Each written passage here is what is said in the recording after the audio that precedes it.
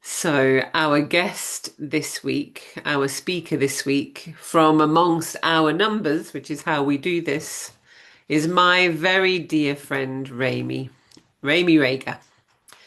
Ramey is joining us from the middle of Germany, from the middle of a very hot and dry summer, where her garden is struggling for life. And Ramey is going to talk to us about practical spirituality.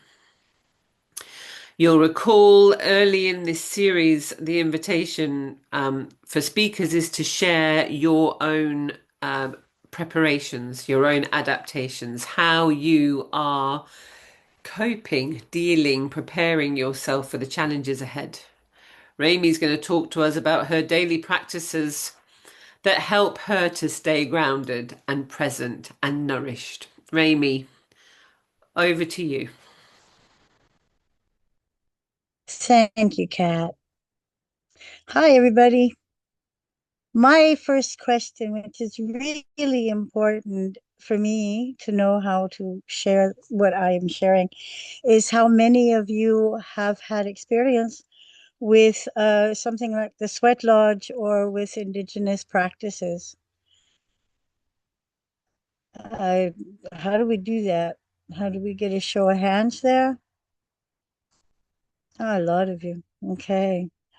And how many of you live in a rural area? So you have gardens or live by the forest. And how many in the cities? So how many in rural areas? Gardens, trees, forests. Yay. Oh, cool. Sort of. Eric, sort of. No. Okay. Half half. I got you. Okay. Yeah, I will tell you a little bit about me. It's yeah, not so important. Maybe it is. Um, I am a US expat and I've been living in Germany for almost 40 years.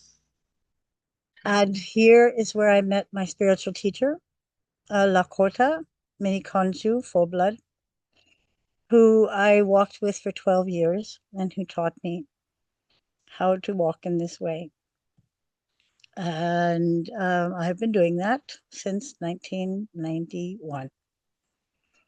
I pour water in the sweat lodge for women, which was the major task or assignment or whatever you want to call it. What he passed on to me was this practice, and I will do that until I die. So as long as I'm breathing, any woman here is welcome to come in the sweat, always. So I made tons of notes. Let's try it. And I don't know how, yeah, I've never done this before outside of my extended family. Never given teachings before or taught or spoke about what I do because it's what I do. So I had to really think, what do I do actually? And a lot of this way of life is a way of thinking. It's taken, we think a lot in economics, the cost of something, or what do I get, or what's in it for me, or what can I give? And it's a simple fact that we can never, ever, ever repay the earth and her spirits for all of the gifts that we receive, ever. There's nothing that we can give back that is as huge as what we receive. So what do we do? Do we feel small and insignificant, or do we find our place in the circle of life? And that's what it's about. To find your place in the circle of life. You have one. If you didn't have one, you wouldn't be here. So everyone has one. You have a place. And the place is your body. For me, it's my body. It's the only thing I own. Of course, this piece of land and this property and this garden and the clothes I wear, they all belong to me, but I don't own them. And to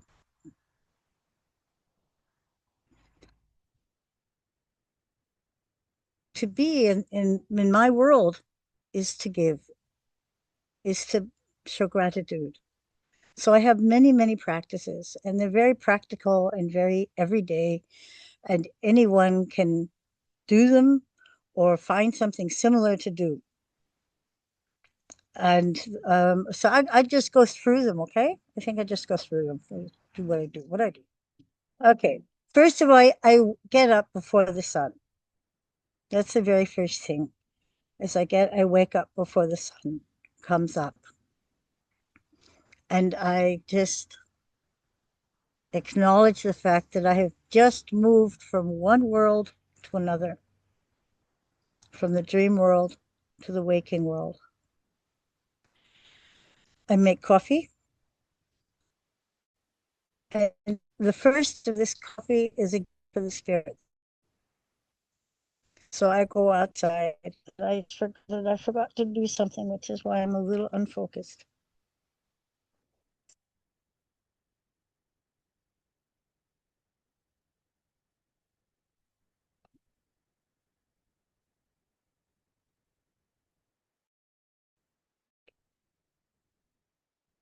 Yes. Okay. Oh, I burned my hair. Okay.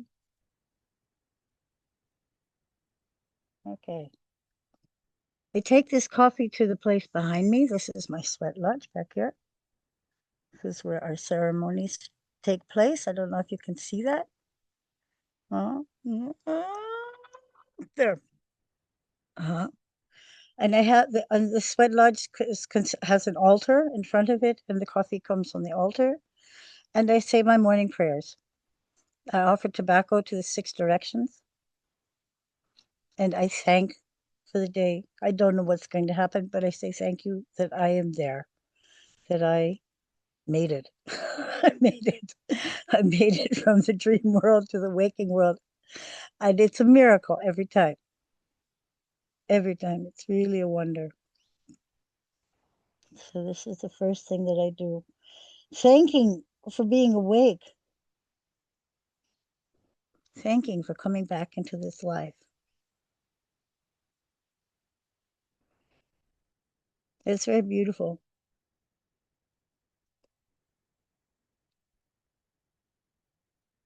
And it brings me down, brings me here to the planet and to my place in the circle, which is here, where I live. That's one of my places in the circle. As I carry on throughout my day, I water my garden, I talk to my plants, I feed my cat, and do all the things that all of you probably also do in your life. The thing is for me, it's very important that each act that I do, whether it's cleaning the toilets or cooking dinner or raking leaves or weeding or harvesting, each thing is is a sacred act because everything we do keeps life going. Everything. You keep things going. You keep life going. This next act and this next and this next. When I cook, I pray with the food. I pray with the food when I'm cutting the food. I pray with the food when I'm cooking the food. Every day.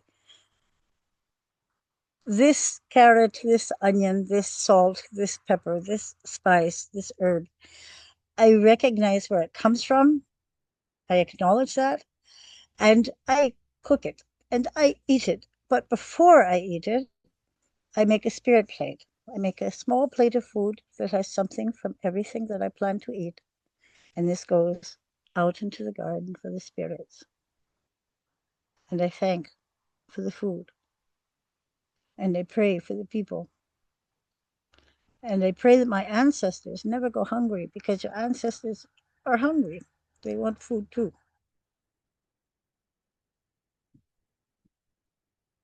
So I pray, I bring food out every day.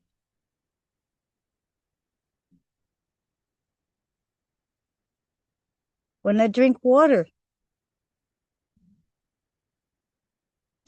an amazing gift, water. I offer some to the earth before I drink. It's very simple. They're all really simple stuff. It's not like there's anything about it. It's 2 seconds. Put a drop of water on the earth. Put a drop of water somewhere, or maybe a bird or a bee or someone related to you can eat it, can drink it.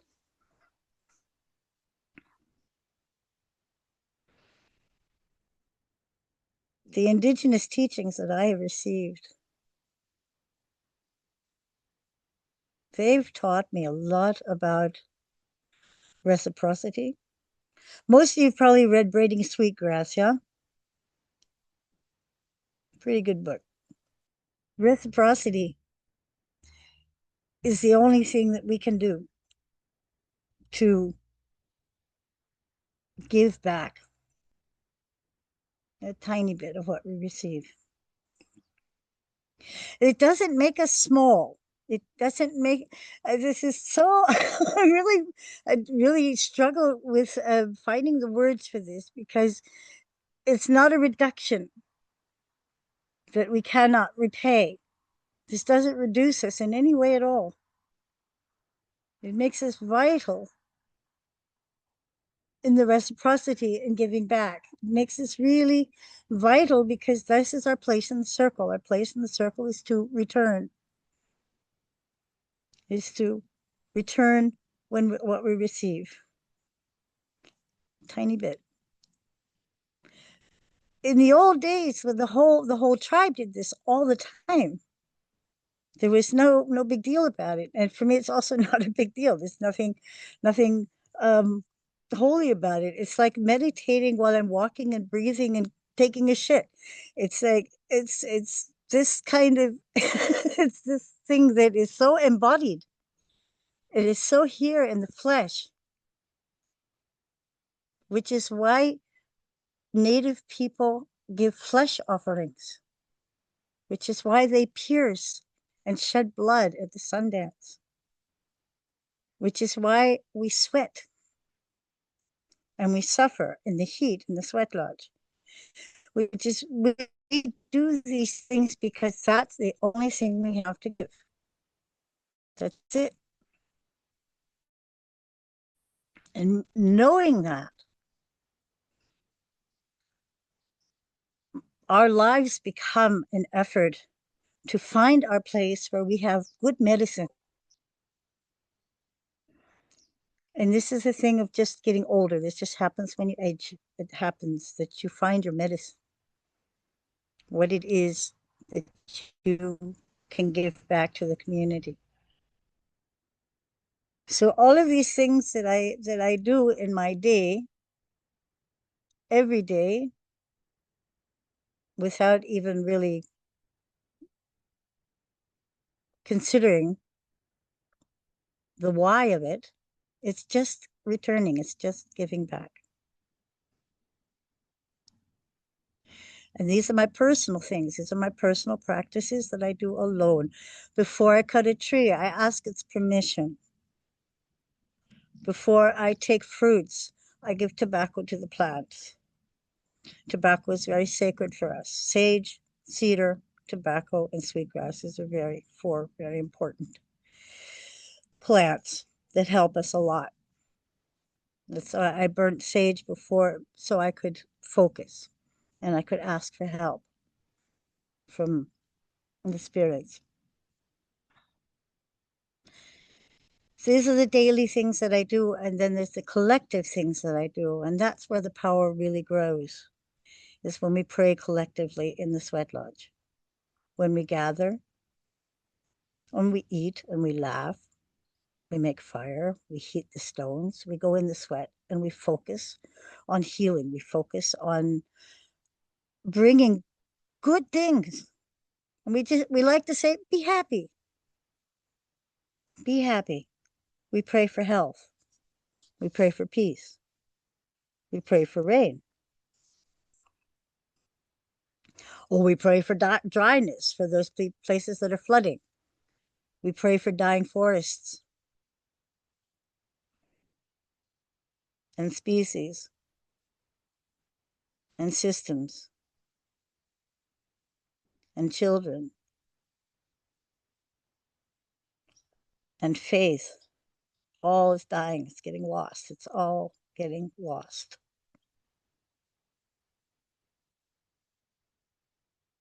And we pray that something stays, something remains. One tree, one lake.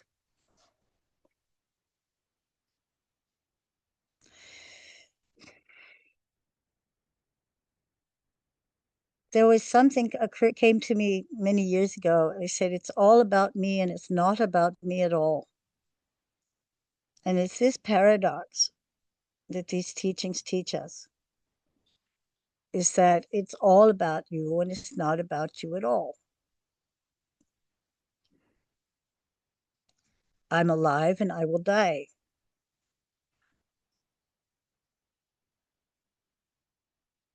That's a good thing. It's really good to know I will die. It's really good to prepare to die. It's really good to know I will go back. I will return to the earth. And I will give her the one thing that I have to give, and that's my body. It's the only thing I have. And she will gladly take it. She'd be thrilled. Hey, I got a Ramey. You know? She knows me. I know her, she knows me. And we're friends and we're partners.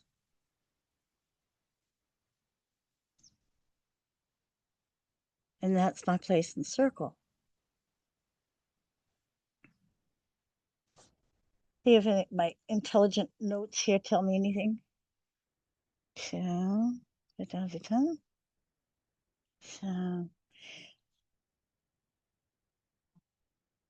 mm-hmm. Yeah. Other things that I do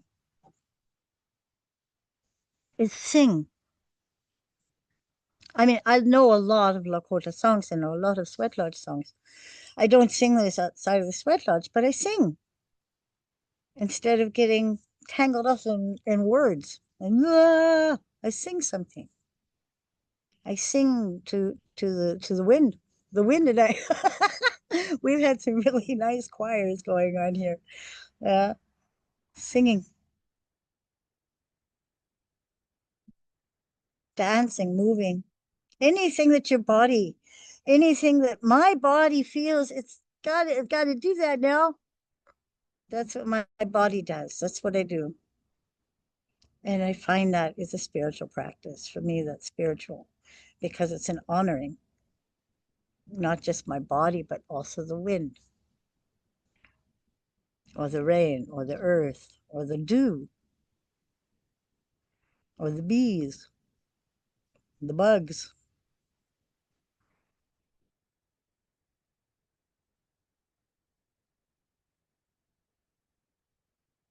uh, the sunset, the sunrise. The sunrise is very powerful for me to watch the sunrise. Noreen, she, her, entered the waiting room.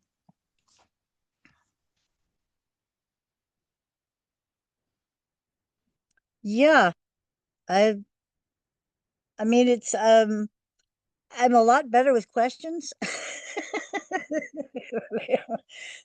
Clear questions than I am with um trying to clarify this. I have Clarify a how I question. live. I have Yeah, a question, Raymond. yeah. How did you find the red road and why did you choose it? Good question. Which is, I was never interested. I was not one of those, I want to be an Indian or something like this. I came to the Red Road as a favor to someone who was having Uncle Lekshi, that means uncle, was coming to the place for a seminar, to offer a seminar. And he wanted to eat meat. And at that time, all the seminar houses were vegetarian, and everywhere he went was vegetarian. And this was not an option for this man. This just wasn't an option. He has to have meat. He has to have his eggs. He has to have all of this. And she asked me, because she knows I cook, if I would cook for him. And so I said, sure, why not? No, I was really not looking. And I think that's why these teachings had so much power for me, because I was not looking for whatever. And so we had a very intimate relationship. Um, yeah, not that intimate, but very close relationship for 12 years because I traveled and cooked for him. And that's how I came to this way. And there's a lot more, particularly for women, as far as moon time. And so your menstruation is concerned. There's a huge teaching behind that. There's so many teachings that it's not possible. I just wanted to share the practical things that anybody can do in any way to help them find their place in the circle, to say, this is my place. This is how I honor. This is how I honor my life and honor the gifts. That is for me the one thing I wanted to communicate, because it works for me. Even when I'm full of grief, I throw myself on the earth and I howl. Or when I'm totally ecstatic, yeah, thank you. Uh, One more it's follow-up and great. then I'll pass it on to Joe and others.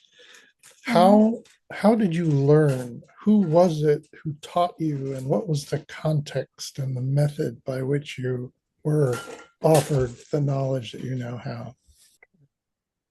Context and method. So the context was the sweat lodge and the moon time. And my teacher died in 2001, so we don't speak his name. But his family is, I'm still close with his family. And if you look at the sweat lodge, I show you. If you recognize this, wait a minute, no, wrong, that way, okay. If you recognize those colors, you know which family gave me these teachings, because the sweat lodge is built in the tradition of this family. Were you in the US at that time? No, took me 32 years to get to the Sundance. I've been in Europe the whole time. Yeah, and I went to the Sundance finally in 2024. But a Lakota man was with you in Europe. Yeah, yeah, Oh, I half of see. the year. Half a year here, half a year there. He Thank came for you. 3 months in the springtime and the 3 months in autumn after the Sundance. He was a Sundance chief, and his son is a Sundance chief. Thank you. So, Joe, Yes. Thank you for talking with us. Uh, my question was if you'd ever been back to Lakota land, but that you answered, and I'm glad you could go to a Sundance. Did you dance? no, no, I am a supporter. I'm just an Yeah, Indian. I'm just one of those common folk. yeah. Yeah. It's a But personal question, but it's a personal topic, so it's tough to avoid. Other topic, I was born and raised in upstate Wisconsin. I live up in Humboldt County now in okay. California, the land of the big trees and the big weed Hmm. and now the big fires. But Yeah. I've not forgotten my Wisconsin heritage. And my question is about settler culture uh, saying always to acknowledge the abuse done to the first people, the native people, and saying, oh, this is unceded land. But I remember in Wisconsin, there's half dozen uh, different peoples there, and they never really got along, and they were fighting all the time back and forth, and the land changed. How can you say the lines would be now compared to what it was in 1850 when the lines were erased by the settlers? You don't have to answer that, but that's a question that I have. I think we have a debt to pay. And I think the debt we have to pay is by honoring. Is honoring. It's the best we can do. We can't do any more than that. We can only honor with our bodies. Now, we can offer our flesh, we can offer our prayers. And yeah, and acknowledge that. I mean, so there's been a lot of talk about what do you call it? Cultural appropriation has been an issue.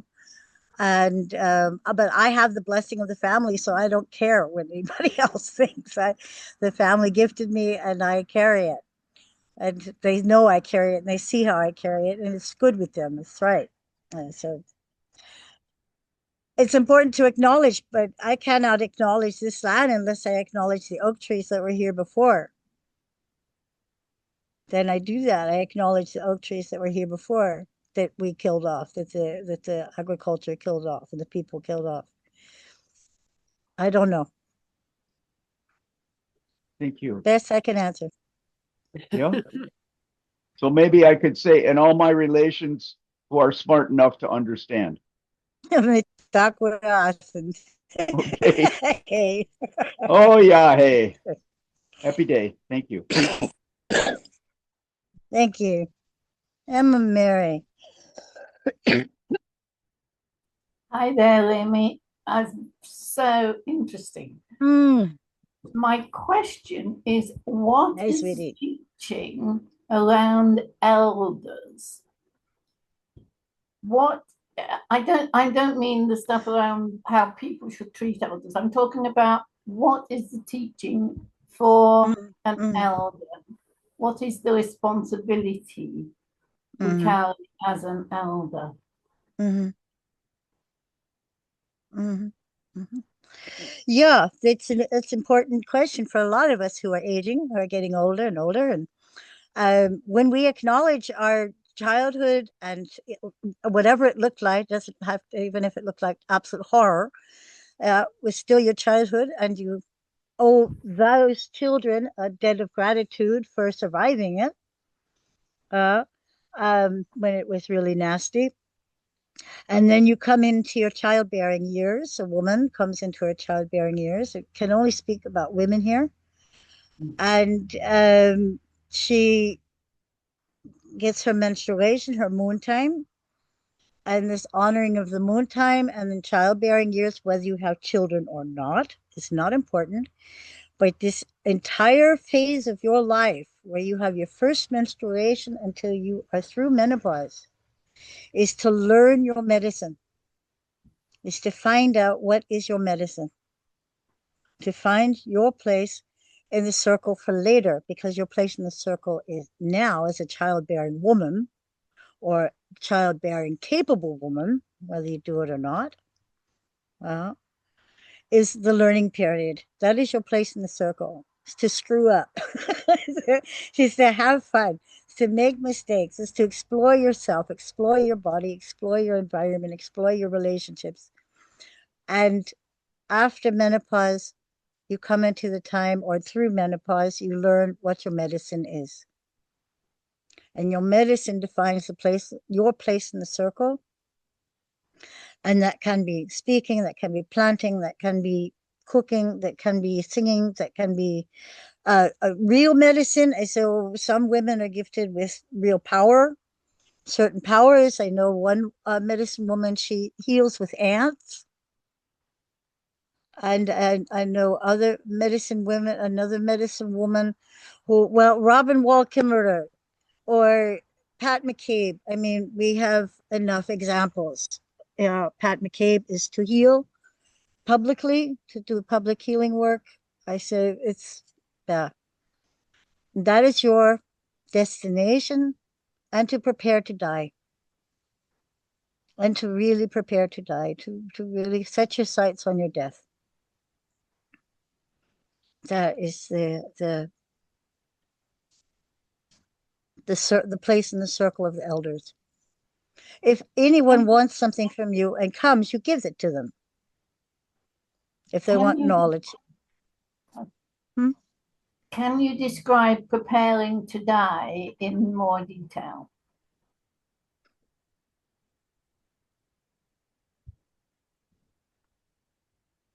I can only tell you how I do it. Because it's like moon time. The moon time is also very individual. But first of all, in this society that I live in, I have to have this paper and this paper and this paper and this will and this thing and this testament, all the crap. Yeah. So that's done. The paperwork is done. I do that first. Take care of the paperwork. And now I just acknowledge it every day when I wake up. Acknowledge that I am going to die or I am dying. There is, I do that very intentionally each day. I thank you for this day. I thank the Creator for this day and acknowledge my death.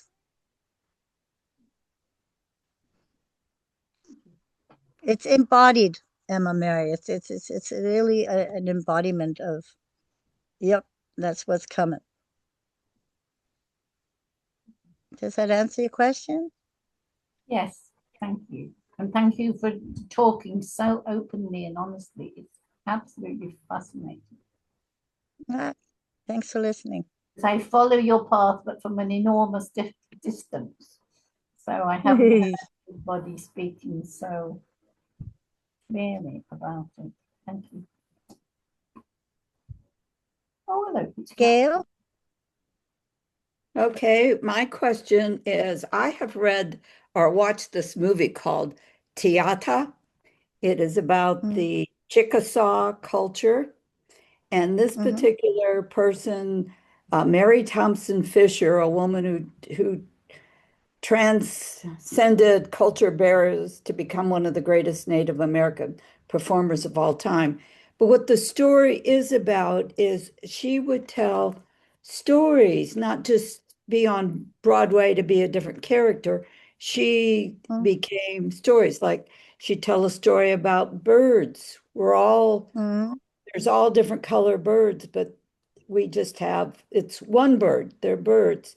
And different. But so my question is, as I listen to this, which is heartwarming, but do you share stories with your culture or, talk about something that's life? I can hear grief and other things, but about the birds or the trees or something, if that makes sense. Sure. We tell stories when we have our collectives, when we have our group, when we have our meetings, and we come together. There are many beautiful stories that are told. And the storytellers among us, I'm not really a storyteller. I write poetry, but I'm not a storyteller. They bring in the story.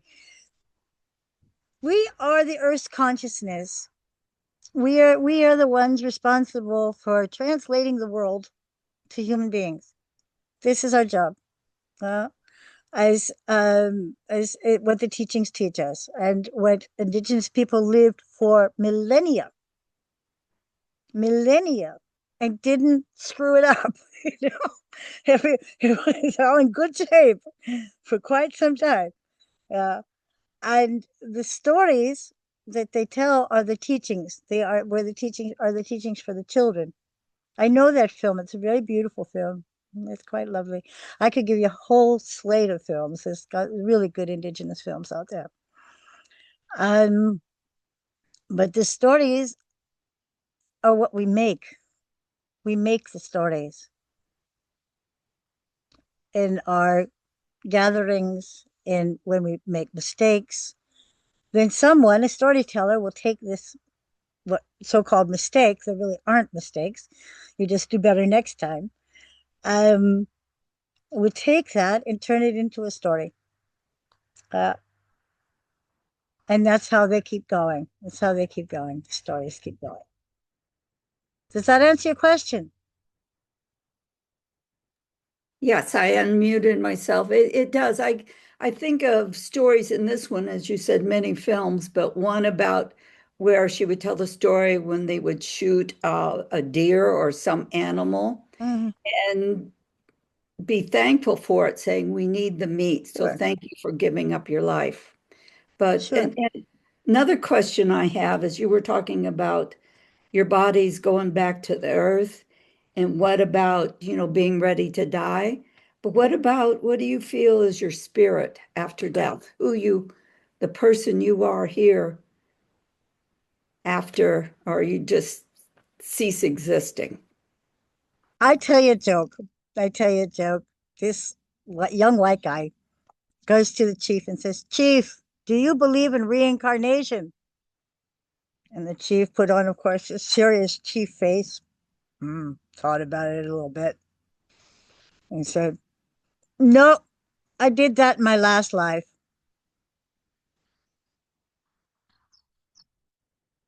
Exactly. Is It's is not there a my. is there a Lakota tradition about what happens at death or after death? Is it conceptualized in a particular way? It's deeply personal.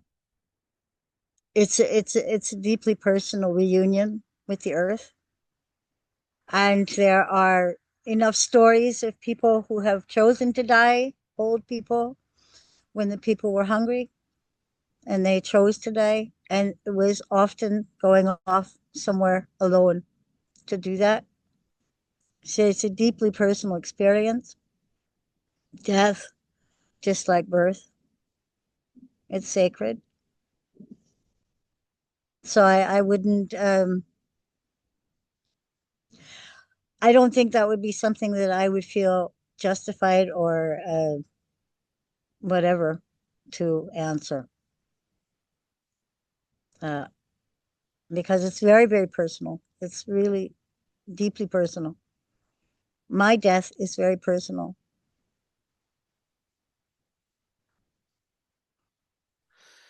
It's a Thank you, Amy. process. Hmm. Good. Thank you, Amy. Are there any more questions for Amy and Gail? Please go ahead. Okay. Hope you can hear me. There is Potawatomi, I don't know in What will tell Michigan. me? Yeah. Yeah, okay. And you talk about tobacco, and Mm. I've been to one class. I'm not expert on this, but it's always amazing to hear what is so important about tobacco. What is the sacredness of it? Because it has meanings of tobacco, but you mentioned Mm. it, they'd mentioned it, and I wondered how is that can be something so indigenous. I hope that makes sense. Wow. Yeah, I get it. I get it. It's the number one offering is tobacco. Everything that we do is with tobacco. Although when we smoke the pipe, there is only a percentage of tobacco in it. When we load and smoke the sacred pipe.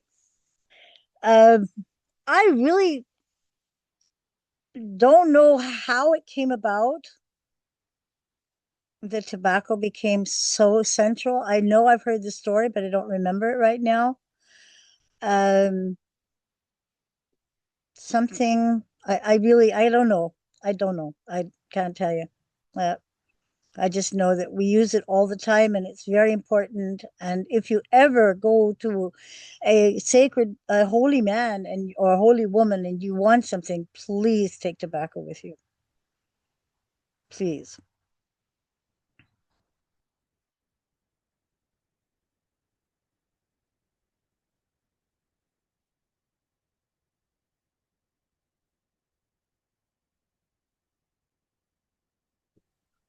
Okay, thank you. And thank you everyone for your questions. David, did you want to come back in? Just to close out the day, Ramey, do you have rituals or practices that have to do with going to sleep at night or ending your day and going to sleep? When I go to bed, I thank for the day that I've had. I give gratitude for this day, and no matter what happened, I still survived it, which is sometimes wonderful, a wonder. And I there are times that in either when I'm in stress, which means I've stepped outside of the circle. Well, I've stepped outside of my place in the circle, and that creates stress and self-doubt and all of these things that are just so human. Then I will ask for dreams to guide me, and they usually come. They usually come. But I don't do that all the time because I don't want to overwork my spirits, you know. I thought I only asked when I need it. I don't want to put anybody on the spot here. It's yeah, it's a gift. It's a gift. Uh, David, I don't know how the time is here. I don't know if I'm You're fine. overstepping. You're fine. Okay. Keep going. Okay. Okay. David. Yeah, hi, thanks. Thanks for a lovely talk. Very inspiring. Um, I have studied anthropology. It was one of my degrees, and I come.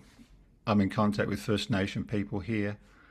One of my best friends is Maori here, and the little I know of North American culture or First Nation culture in America is the idea of power.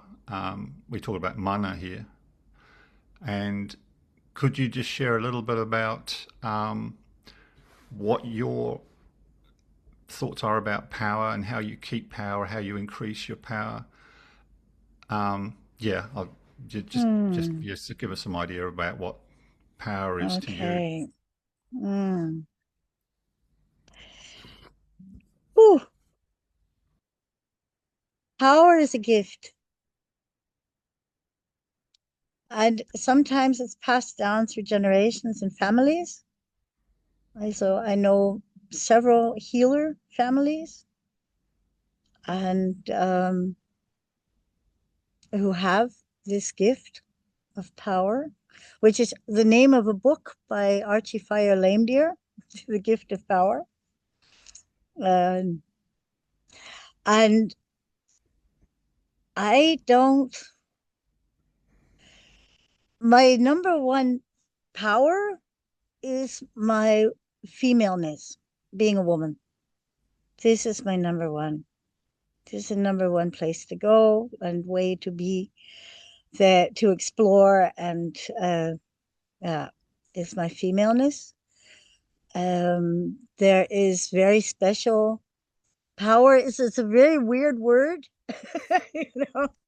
So, but in the moon time, in a woman's blood, has a very very intense power, and is specific to her. The thing is all of these things, all of these teachings, it's all about you and it's not about you at all.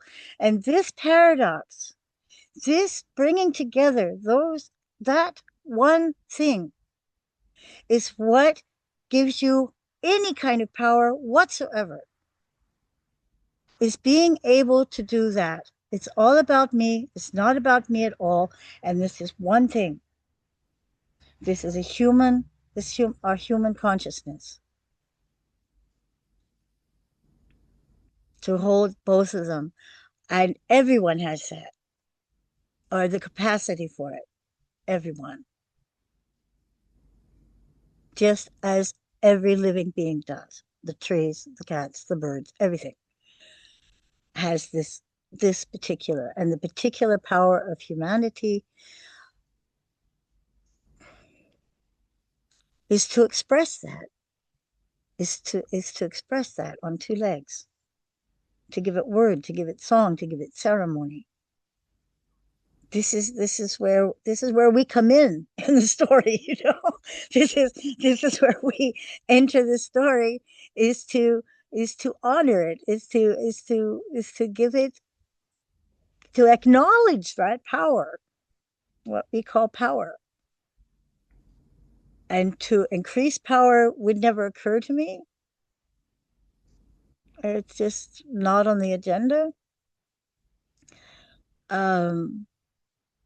But to hold it when it's there and to give it to whoever needs it, or what, yeah, whoever. I say who because trees are who's for me. That's what it's there for. That's what it's there for. I'd like to acknowledge your power. I sense it, and when I'm in spirit, I can feel power. When I'm in the forest, when I'm in nature, I feel the trees. I feel their power. I feel nature, and yeah, I think getting back to, I think in the West we call it Gaia, not Gaia, we call it charisma, don't we? We relate power to charisma, personality. But there's a definite power about everything and everyone, and I acknowledge your power. Yeah, I'd like to acknowledge. I do acknowledge it. Thank you. Thank you for your power. Thank you, David. And yes, it is time for all of us to acknowledge Ramey and to thank her for her courage and her generosity in sharing some of her practices with all of us. That is the spirit of these sessions together. But it would be lovely to hear a word or two from each of you before you disappear. And we do really have 6 minutes left. So we probably have 20 seconds each just to express one or two words. What are you taking with you as you leave today? And I'm just going to call your name. So I'm going to start. I'm going to say I feel very enlivened and inspired. Gail, you next. Okay. I'm inspired to look up some of the books that people have mentioned and learn some new things, follow my same path. But that's it. Super. Well done. Petra, you next, then David from Seattle. Thanks to Ramey and thanks to everyone. I'm going to pay more attention to my relationship with water and my relationship with fire because I have drought here and we also have wildfires. And have a great lunacy, everyone. Harvest those skills and knowledge. Thanks, Mil. Well done, David, and then Joe. Just want to thank Ramey for being willing to share with us. Thank you, Ramey. And I appreciate the open-mindedness, the ability to accept and change. Thank you. Super. Joe, and then David. I'm very happy to have come. I work with an XR group, and it's similar minded in that a lot of the baseline thoughts don't need explaining here. Pass. Thanks, Joe. David, and then Matthew. Yeah, thanks, Rami. Yeah, very inspired, and I feel some healings has occurred. So thanks a lot. Appreciate it. Lovely, thank you, Matthew, and then Joe. Right. Thanks to Ramey. Your humour is your power, one of them, and I appreciate that. And it's a reminder for me to see through the mundane and appreciate the vividness of the everyday. Thank you. Beautiful. Joe, and then Martha. Yeah, thanks to everybody and to Ramey for being so open and the small groups for sharing the openness. And I guess for me, I'm taking away wanting to introduce more ritual into my life as a way of getting away from the over intellectualization. Thanks, Joe. Martha, and then Ella. I was going to say the same thing, Joe. That I loved Ramey's explanation of her rituals that she did and how comforting those were, and how I want to try that out in my life too. Wonderful, Martha. Thank you. Ella and then Eric. A lot of gratitude, I feel like, in the groups and Remy's share, that I kind of got in contact with a lot of congruence, and I really appreciate it. A lot to learn from that. Thank you, Ella. Eric and then Julie. Yep, I'm grateful for Ramey for presenting and taking from this some curiosity as well as some being conflicted. Thanks, Eric. Julie and then Chris. Hey, Ramey, thank you so much. And Kat for hosting, and David. I'm feeling calmer. It's just a touchstone, remember the basics, and also broadening my horizon and what prepping means, involves, can be. Thanks, Julie. Chris and then Susan. Just want to say thank you, and I appreciate everybody who is thinking about things other than the normal bougie blah blah. It's nice to just get some I don't know, just some discussion about what's going on in the world instead of this sort of, there seems to be a lot of energy put into ignoring what's going on in the world. So I appreciate everybody stepping out of that and being honest with themselves and each other. So thank you. Thank you, Chris. Susan and then Jody. Thank you, Ramey, for sharing your practices with us and for the reminder that just to be grateful for each thing in my life, and also to remember my mortality each day and to be grateful for life. Thank you, Jody and then Barbara. Yeah, thank you, Ramey, for the talk and for all the group check-ins. Really lovely to chat a little more personal. And yeah, I feel inspired just by the idea of awareness and gratitude for all that's alive around us and the nature, trees, birds, skin. And I think after this, I'll go outside a little bit and greet the sun setting and the evening coming. Lovely, Jody. Barbara and then Sandra. Yes, thank you, Ramey, for demonstrating in your presence this feminine power, or power in general. And I'm struck also by the miraculous order of the universe. I've been invited to a sweat lodge ceremony on Wednesday, so I'm even better prepared. Thank you. Sandra and then Juliet. Yeah, thank you, Ramey. It was really good hearing from you about your life and your practice. And it brought up some really good, strong healing memories of my mother and grandmother. And I just wanted to pass that along to you and say it was really powerful. Thank you. Thank you, Sandra. Juliet and then Emma Mary. I feel grateful that I have been able to feel without having to struggle to analyze and understand. I just feel what I've heard and seen today. Thank you, Juliet. Emma Mary and then Alan. And I think you've got Anne with you, Alan. Emma Mary first. Okay, well, I came because Ramey was speaking, and I haven't been before to this group, but I love Ramey, and I'm so interested in deep spiritual stuff. But I'm so impressed with the group. I shall be back. Wonderful, Emma Mary. Thank you, Alan. And then Den. Yeah, I just had to go. I got a great sense of a great privilege, really, to being present. I'd like to thank everyone, obviously, especially Ramey, because it's not only, the hour and a half spent with us, but it's the sort of lifetime of profound reflection and practice that allowed her to speak so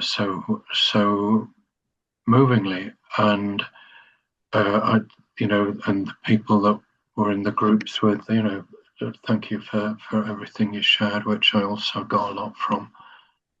So thanks to everyone. Thanks, Alan. Den and then Jane. Yes, thank you, Ramey, for sharing that with us. I'll have to work on my ritual in the morning, forget the news, and go to a special place. I'll let you know how I get on. Thank you. Perfect, Den. Thank you, Jane, and then Noreen. It's always great to be together, and I am looking forward to what happens in 2 weeks. Super. Noreen, and then I'm going to give Ramey the last word. Yeah, I am very, very grateful that I got to attend this, and thank you Amy, for the talk, and thank you everyone for your presence and for organizing this. Thanks.